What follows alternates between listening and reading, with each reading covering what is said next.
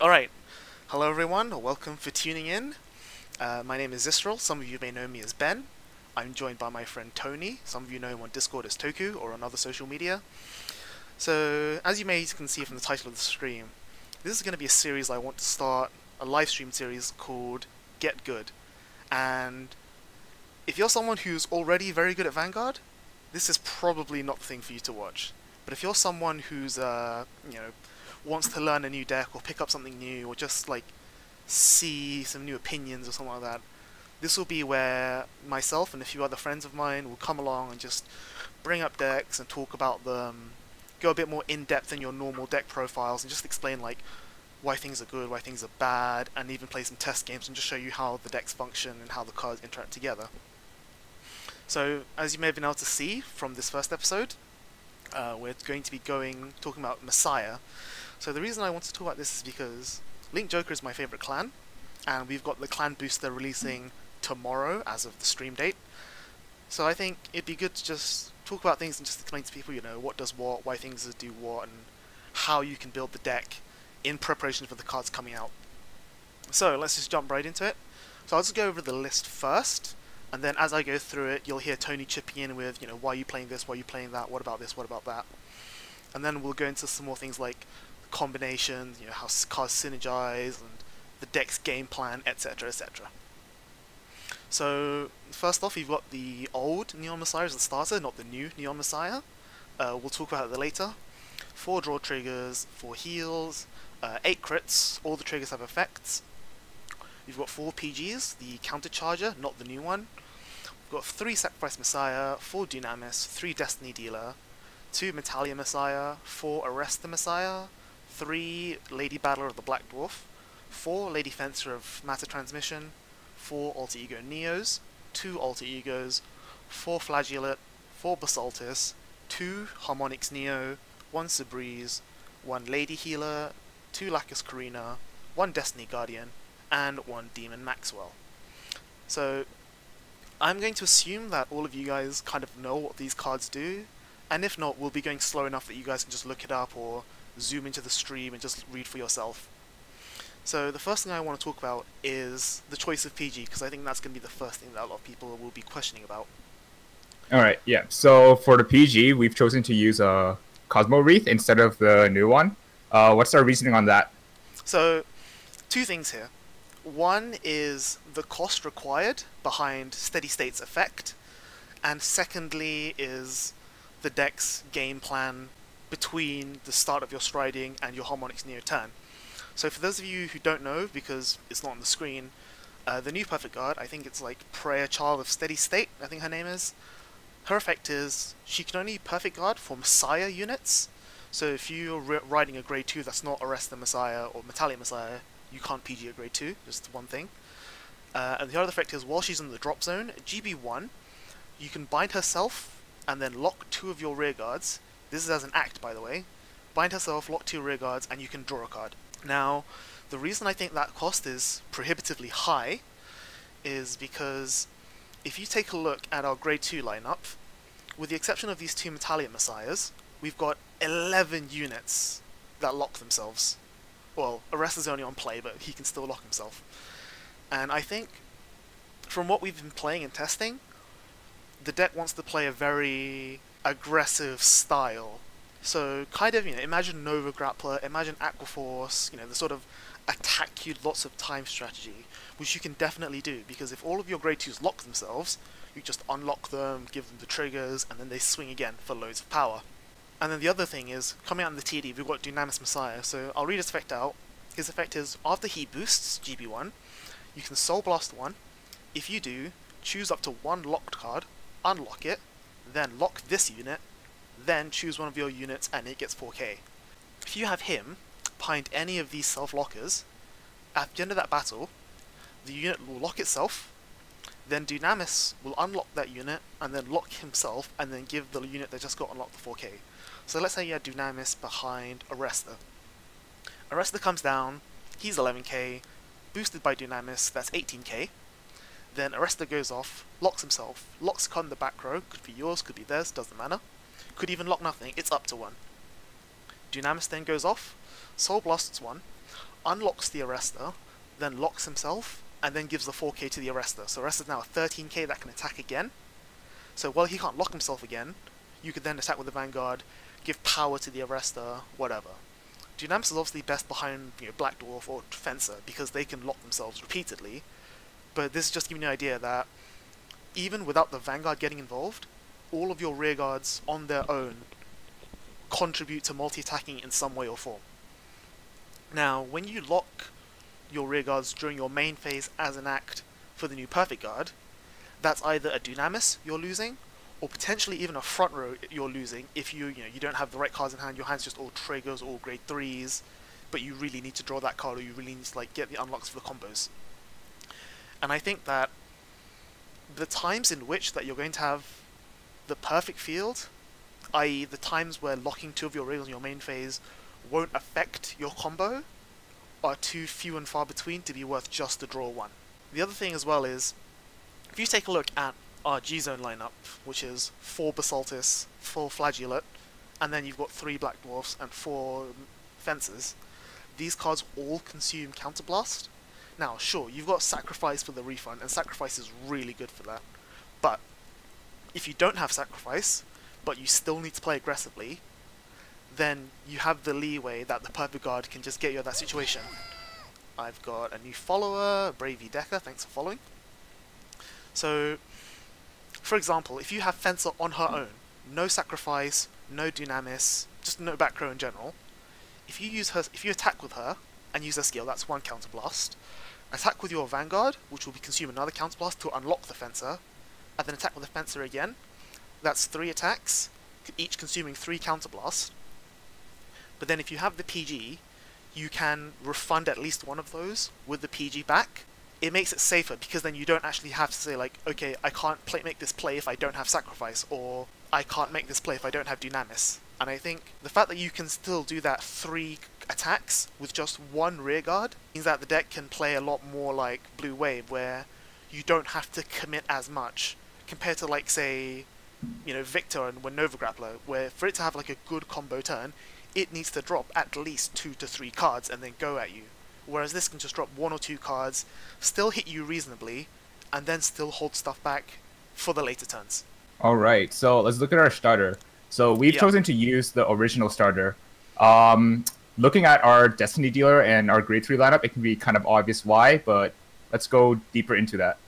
Yeah, so on paper, Neon Orion is strictly better, right? Because Neon and Orion both give you a card, but then Orion also gives you plus 5k.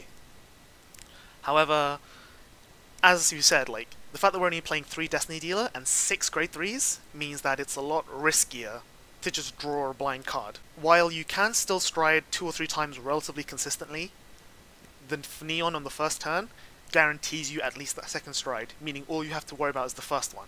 Because once you set up the first stride and the second stride, you should at least from there on be able to get steady progress of draw 2 cards from the GB2 Soul Blast. Let's talk about comparisons between using Basaltis Stride and using Neon Messiah, Neon Orion. Yeah, so it's especially relevant on things like your first stride, where you've got Basaltis or Flagellate. So on your first stride turns, depending on whether you got first or second, unless you're going for a very, very super heavy combo turn on the first stride, let's say you drew the God Hand of double Fencer, double Dunamis, Sacrifice, and you're ready to go Flagellate, 6 attacks on the first stride. The risk there is that you're unlocking during the battle phase. So if you unlock the starter during the battle phase, so I'm talking about when you don't have this great combo turn, if you've unlocked the starter during the battle phase, what Neon does is Neon either pulls a grade 3 out of your deck, which means that it's a very small percentage point, but the number of triggers left in your deck relative to the number of normal other cards left in your deck is slightly higher, so you're slightly more likely to drive check triggers. Whereas with Neon Orion, sure, you could just draw a grade 3, you could just draw a Destiny Dealer, you could even draw something useful like a Perfect Guard, but you're also potentially drawing a trigger. And I mean, sure, you could be drawing the heal trigger that you wouldn't have gotten the value out of anyway because you had less damage, but I think because the game plan of get them to 5 damage, then stride Harmonics Neo for game is your main game plan, you'd want to maximize your trigger checks as much as you can, because that's what gives you the aggressive pressure to maximize that. Gonna go more in depth onto the Basaltis turn. Basaltis, on your first stride, you only get to unlock one card. So, usually if you've got an attacker, and you've got your Neon Orion, let's say, would you rather unlock the attacker to go for another attack or unlock the Orion to give 5k to your Vanguard, which is probably going to get no-guarded anyways on your first stride, right? Yeah. So, in that or it'll sense... get perfect guarded because your opponent's afraid. Yeah. In that sense, it's better to go for the unlock on your rearguard for an extra attack, and then use the original Neon Messiah's skill to fetch you another grade 3 to stride next turn. Yeah, because also, if you... Here's the other thing, if you go for the massive combo turn... I'll give you a set, I've got a new subscriber, I forgot to mention. Melody Frost, thank you for following. So if you go for like the massive attack, let's even say you first try Flagellate, you unlock both of your front rows, get 2 more 16k attacks in, then the Neon will unlock at the end of your turn. If it's Orion, you've basically wasted that 5k, right? So that's the other reason I like, is that, sure, if you play slowly and conservatively, and you leave your starter right there until your Neo Harmonix turn, it's another 5k you can put on your Metalia Messiah. That is good, but then also consider the opportunity cost of you've got a Neon Orion sitting there all game that could be taken up by your sacrifice. Like, I don't think Orion is bad, I think Orion is great. I just think that for the purposes of what the deck wants to do, which is get the opponent to 5, hit them with an Harmonix Neo, the original Neon gets you there a bit more smoothly and a bit more consistently. Alright, let's look at the triggers. We've got 4 draws and 8 crits. Another follower, so thank you, Mr. Groppon. Thanks for following. So yeah, the triggers. So we've got here a 4 draw, 8 crit lineup, which I think is pretty standard across most Messiah decks. Although I have seen people adjusting that ratio slightly. What are these ratios that we've seen otherwise from 4 draw, 8 crit? So it's all a combination of draws and crits. So you've got 6 draw, 6 crit, which is especially relevant now that we've got the Star Vader Margle clone. So now you've got 6 Margle clones in the deck. I've also seen 10 crit 2 draw, and that's because, again, you're just focused on getting them to 5 damage with the Neo Harmonix and then killing them with that, and crits help with that. And then I've also just seen 12 crit, and that actually I think has more weight to it, because if you're playing 12 crit, you don't have to get them to 5 with Neo Harmonix anymore. You can get them to 4, and then just kill them with the Harmonix Neo.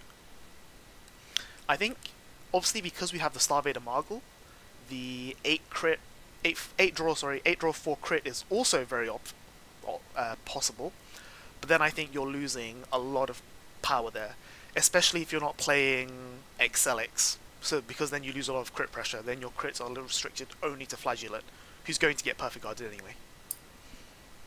Okay. And there's a double R in the new set, the Doggo. So why are we not running him? Globule Dober. So for those of you who don't know what Globule Dober does, he's a grade 1 7k, GB1. When he's unlocked at your end phase, or from the effect of your Vanguard, you can Soul Blast 1 to draw a card and countercharge 1. Now, in terms of... Let's break it down step by step. So the first thing, if you look at this text box, is the Soul Blast 1. Now, we've got Dunamis, and we've got Alter Ego Neo, and we've got Karina. And Karina is also very important, by the way. She's your other main source of countercharge. These are all Soul Blast effects you want to be using extremely regularly. You know, it's not like, say... I'm trying to think of a deck that doesn't Soul Blast very often, but I can't think of it anymore because that's what the meta is nowadays, but this deck is now extremely Soul Blast heavy. Sure, you've got the Soul Charge from Fencer, and you've got 8 triggers that go into the Soul, but it's still very tough to be able to reliably Soul Blast 1 for the dog if you have it in play. So that's the first thing. The second thing is, he only triggers when he's unlocked from your Vanguard or at the end phase. Now, sure, I hear you say, oh, but Zistral, you unlock with your Vanguard nearly all the time anyway. But now here's the thing. We've got 4 Dunamis, and I am not kidding when I say that Dunamis is probably one of the best cards in the deck. That's why he's at 4 and sacrifices down to 3. I've even had times where, rather than unlocking another attacker with Dunamis, I've unlocked the sacrifice, then let the relock from Dunamis, proc sacrifice so I can relock sacrifice again for the counter charge, because I was going to unlock the front row with my stride anyway. You can't do that same play with the dog. What you can do with the dog is you can play the long game, where you just, play a bit like Lure, you just turtle up, draw a bunch of cards, wait a bit, countercharge a lot, and then go for this humongous Harmonix Neo play. But I think up until that point, the dog gives you a bit less pressure and value during your attacks. It's good for resources, but it's not they aren't resources that you desperately need.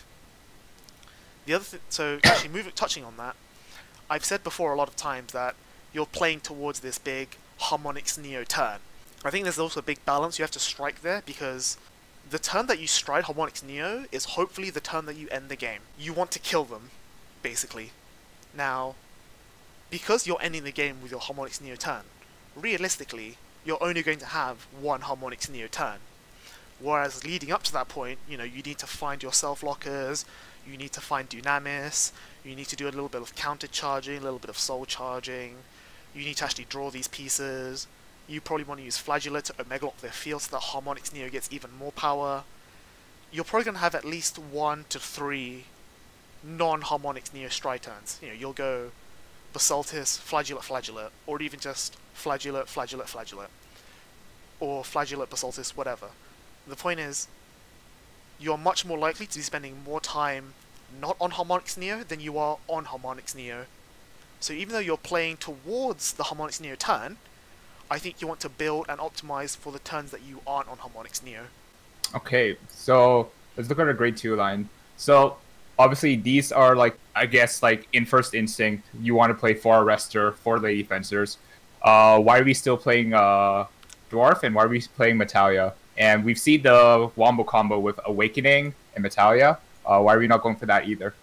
So, I'll talk about Black Dwarf first. The thing about Black Dwarf is that, like I said before, on turns that you're not on Harmonix Neo, I think Black Dwarf is actually better than Arrestor, because she fixes your columns, and believe me, the plus 5k from her combined with the plus 4k from Dunamis is really relevant sometimes. So yeah, she's another counterblast sync, which some people might not like, but the fact of the matter is that she's a reliable self-locker. Arrestor Neo has not come to play, and Fencer... So Fencer Soul Charge is mandatory, and I've actually twice in testing decked myself out because I was too aggressive on my Fencers. Whereas Black Dwarf, she does need a booster, unlike Fencer, but then both Dunamis and Sacrifice are really good boosters for her. Oh, we've got Deshining Mech followed, thank you for that. So these mini combos is what I'll call them as, where you want to pressure your opponent but you don't want to fully commit. I think these make up the backbone of your stride turns, of your non-Harmonix Neo turns. That's where you're going to push the opponent to 4 or 5 with. You hit them 4 or 5 times, only one of them goes through, and then that's a little bit of extra inch you're getting. Every inch you get from your opponent gets them closer to dying to Harmonix Neo. And what Black Dwarf does is, compared to, say, Awaking or Gravity Well, or even the new one that people are playing, I don't remember the new one's name, is that, sure, while it does need a booster to be optimal, realistically she doesn't actually need anything else.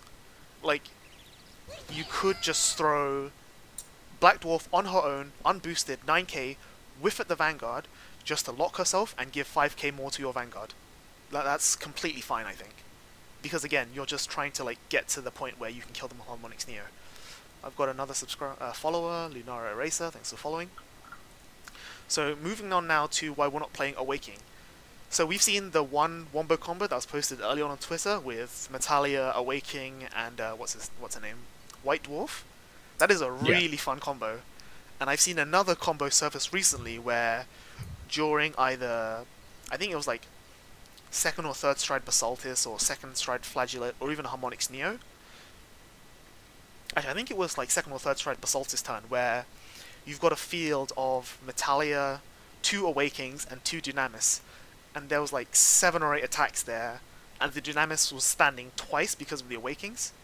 The Awakings would get locked from your own Basaltis, and then get unlocked again from the Dunamises. So that was 5 attacks with the Metalia, which was a really huge combo. I agree, that combo is incredible, and it reminds me a lot of the old Neo Nectar combos. But my issue with Awaking, fundamentally, is that on its own, it doesn't actually do anything. Sure, Black Dwarf on her own is really bad, but she does do something. Worst case scenario, they've retired your starter, you call Black Dwarf, attack, counterblast 1, lock herself, and then you can unlock her with Basaltis to just draw a card.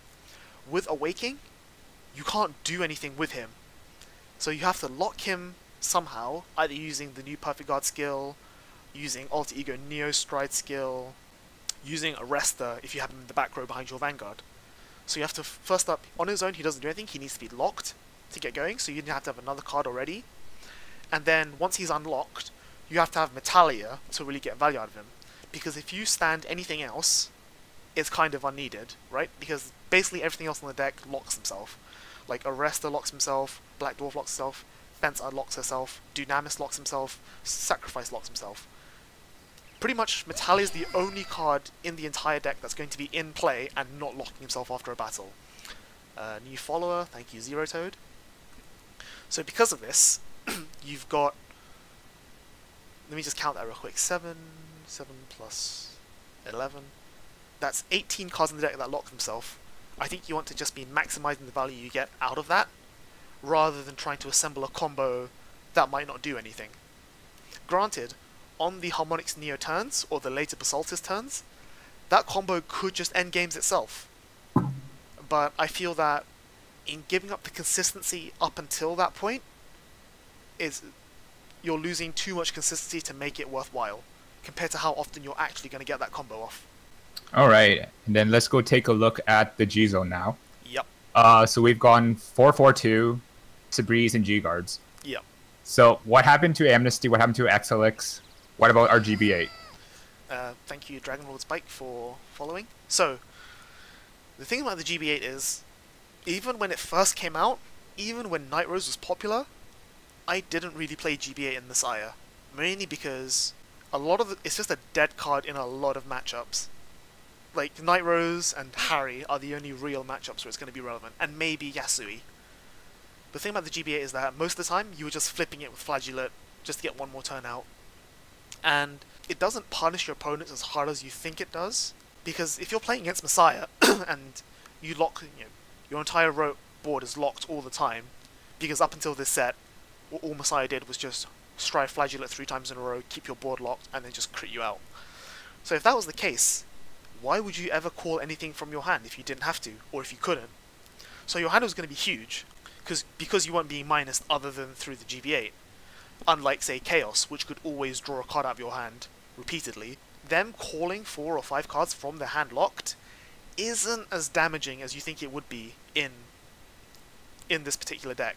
And then as for Amnesty and Excelix, I really like those cards now, mainly because your first strides are very limited in what they can do. Basaltis unlocks 1 on the first stride, Flagellate unlocks 2 on the first stride. Amnesty unlocks any amount on the first stride. So if you say, you got the God Draw, you had all 4 of your combo pieces, you're ready to end the game right there, you don't think they have a Perfect Guard, you could just first stride Amnesty and end the game with a 51k crit Vanguard. I've seen it happen, and I've done it once.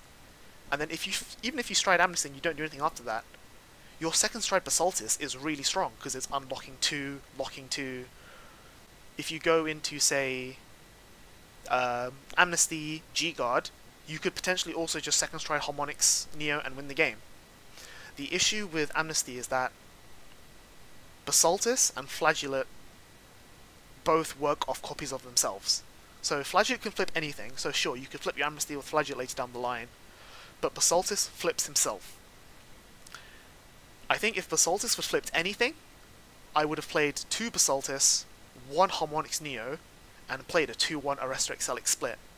But because Basaltis locks himself, I think you need to play 4 of him, because on turns where Flagellate isn't appropriate, Basaltis is your next best stride. And I think, on average, even though you lose a crit, and you don't have as much flexibility, I think Basaltis is better than Flagellate. And the thing is that Excelix is a bit of a non-bow with Harmonix Neo, because if you retire all their rear guards with Excelix, if they don't call, they might be able to see, okay, he's just gone for an Excelix turn, he's probably running out of strides, he's probably going to Harmonix Neo me. They might not just call anything, and just keep everything back to try and survive the Harmonix Neo. While Excelix is nice for turning on, or for enabling the GB8, I don't think games would ever last long enough that you don't want to just harmonics near them for game. I mean, like, what's your experience been with the Amnesty XLX? Myself, I feel like games will end too fast. I feel like after I've been flagellating them for like 3 turns straight, then go into Amnesty to wipe their board, they still have enough hand to refill their board, such that in the case that when I do go into GB8, it actually still does nothing. Most of the time, it's more efficient to just go into harmonics, and if that doesn't kill them, go into your second harmonics. Yeah, like, as we said, the Flagellate sets up the harmonics ideally, so even though you've got Basaltus, which I'm saying is really, really strong, you still want to be striding Flagellate as much as you can to keep the Omega Locks, to just like deny them the resources.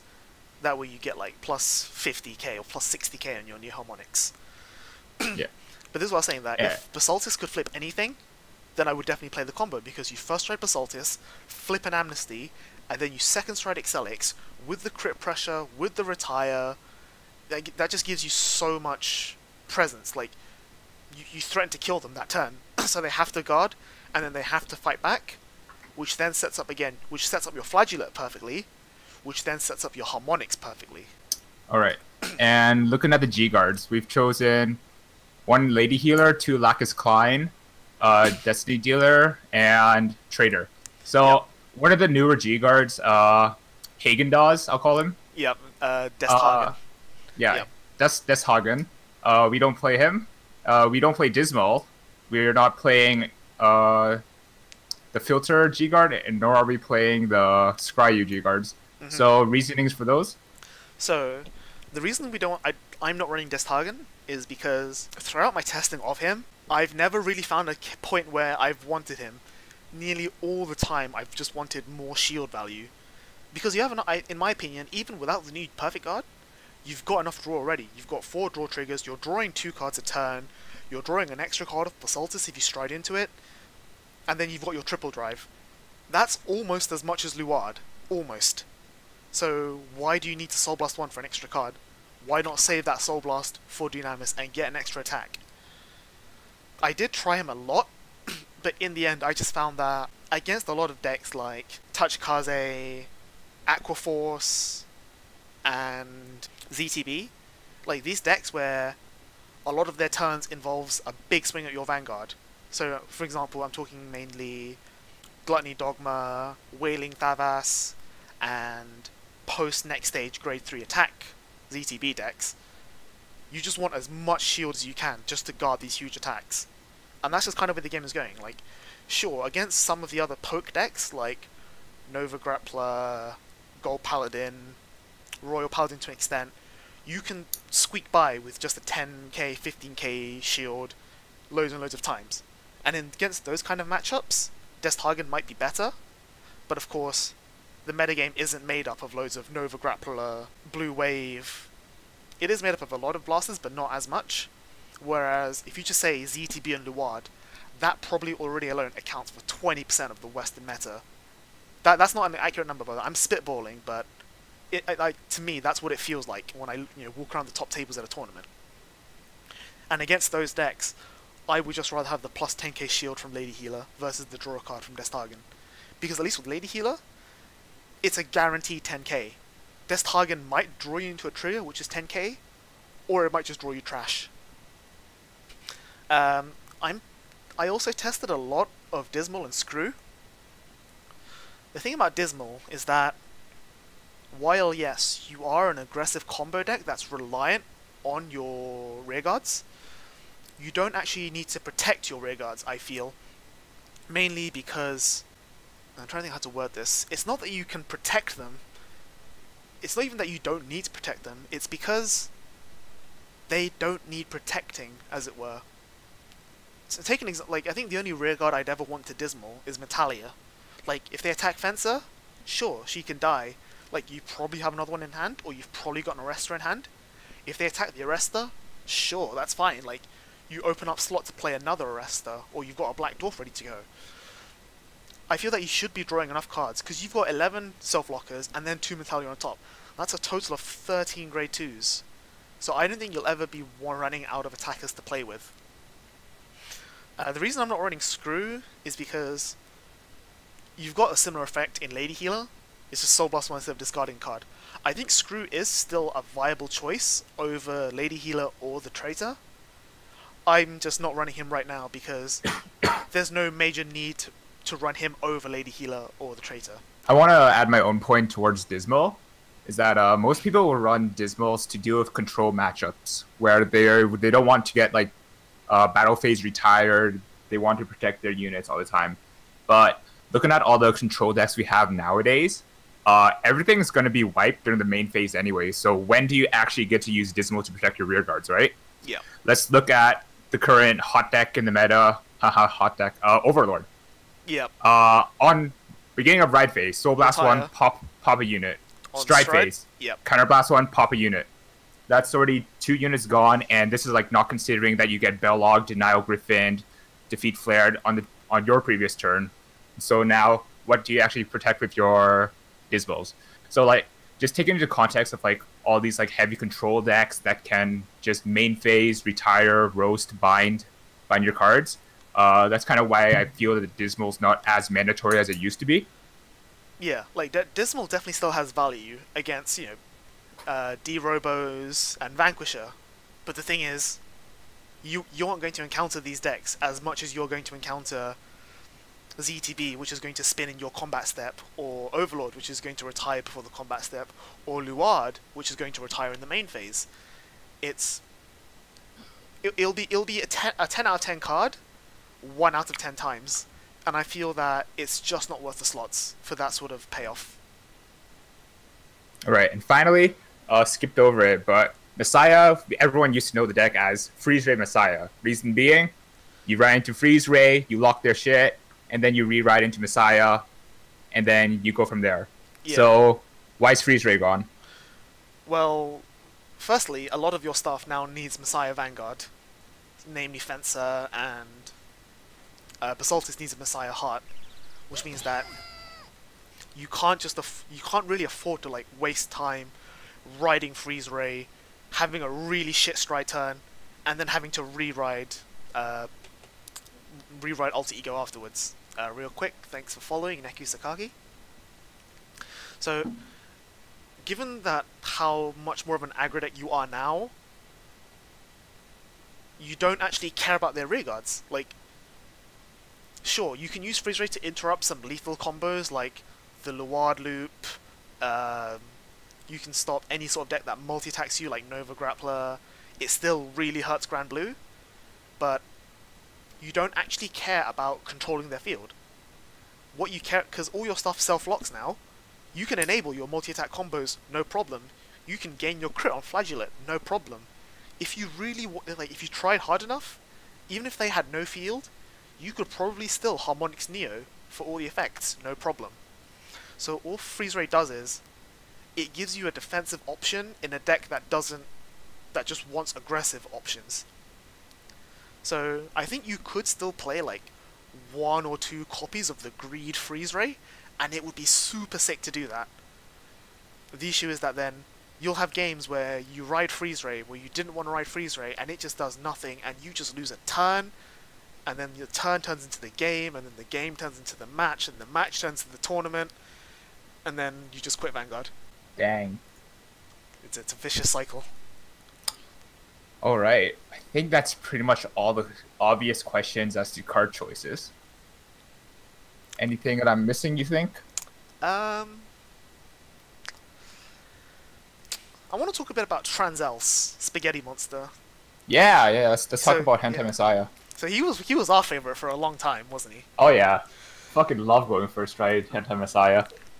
It was well, he's GB2, but well, G-guarded to Hentai. Yeah, so I think we're in a very weird period because there's only so GB13 is out in Japanese, and it's coming out in about 2 or 3 weeks in English. So we're in this really weird, like, mediocre trance period where GBT13 is simultaneously relevant and not relevant. Now, let's not forget that Stargate booster pack is also coming out soon as well. Yes, that's another consideration to make.